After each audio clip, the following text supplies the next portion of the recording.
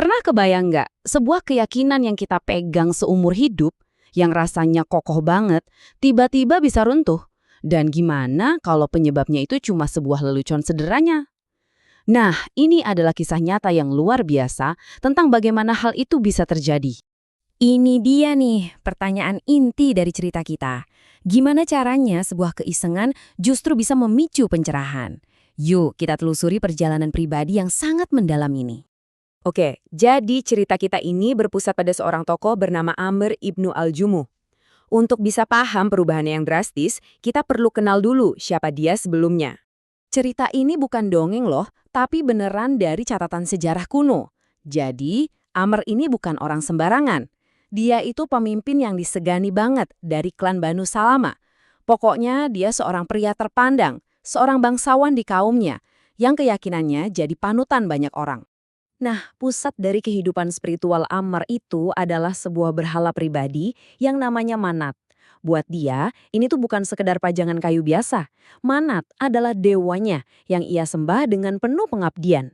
Setiap hari, patung itu bakal dia bersihkan, dikasih wewangian, dan dia muliakan. Inilah simbol dari tradisi dan imannya. Tapi, dunia Amr yang tadinya tertata rapi, sebentar lagi bakal jungkir balik. Semuanya dimulai dari serangkaian kejadian aneh pas malam hari. Jadi, ceritanya, di waktu yang bersamaan, ada sebuah keyakinan baru, yaitu Islam, yang mulai menyebar di kotanya. Dan yang tertarik itu justru anak-anak muda, termasuk putranya Amr sendiri.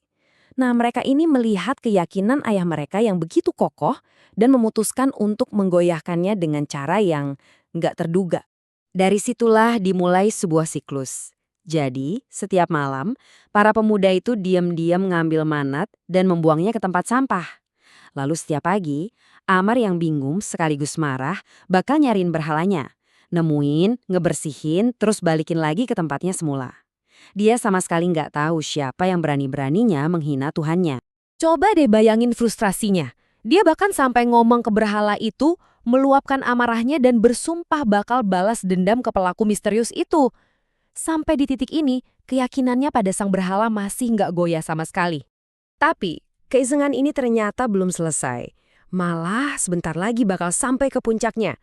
Sebuah eskalasi yang bakal jadi titik balik paling dramatis dalam hidup Amr. Udah capek dan mungkin sedikit putus asa, Amr akhirnya kepikiran satu cara terakhir. Dia mikir, mungkin Tuhanku ini butuh cara buat membela diri. Jadi dia ambil pedangnya sendiri dan dia gantungkan di leher Manat. Ini kayak jadi permintaan terakhirnya buat Manat. Semacam ujian pamungkas lah. Dia nantang patung yang selama ini dia sembah untuk buktiin kekuatannya. Tapi kira-kira patung itu bakal menjawab gak ya? Dan ya seperti malam-malam sebelumnya, pas Amr bangun, tempat berhalanya kosong lagi. Tapi kali ini perasaannya pasti beda. Kan udah dia kasih senjata. Amr pun mulai mencari. Tapi kok nggak ada di tempat sampah biasa? Dia terus nyari, sampai akhirnya dia ngintip ke dalam sebuah sumur. Dan di dasar sumur itu, dia nemuin berhalanya. Diikat sama bangkai seekor anjing. Wah, ini udah penghinaan paling parah yang bisa dia bayangin. Pemandangan itu benar-benar mengubah segalanya. Di momen itulah, keyakinan lama Amr hancur lebur dan sesuatu yang baru mulai tumbuh. Jadi, di pinggir sumur itu, Amr seakan dapat pencerahan. Dia sadar, Tuhan yang sejati nggak mungkin bisa diperlakukan serendah ini. Cuma patung kayu yang bahkan nggak bisa membela diri dari bangkai anjing, gimana mau melindungi penyembahnya? Saat itu juga, detik itu juga, Amr ibnu al-Jumuh meninggalkan semua kepercayaan lamanya dan memeluk Islam. Transformasi dirinya selesai sudah.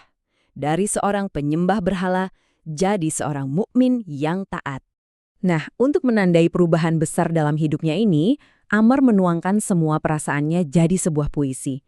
Baris pertamanya, wah ini benar-benar penolakan yang lugas dan kuat banget terhadap berhala yang dulu dia puja. Dan puisinya ditutup dengan rasa syukur yang mendalam. Dia nggak lagi ngelihat masa lalunya dengan amarah, tapi sebagai sebuah kegelapan yang akhirnya bisa dia tinggalkan. Ini nunjukin banget seberapa dalam iman barunya. Cerita Amr ini pada akhirnya meninggalkan kita dengan sebuah pertanyaan yang universal banget ya. Buat dia, pemicunya itu lelucon dan penghinaan terakhir. Tapi kira-kira apa sih yang dibutuhkan untuk mengubah pikiran kita? Apa yang bisa bikin kita mempertanyakan lagi keyakinan yang paling kita anggap benar? Nah, itu pertanyaan yang bagus untuk kita renungkan bareng-bareng.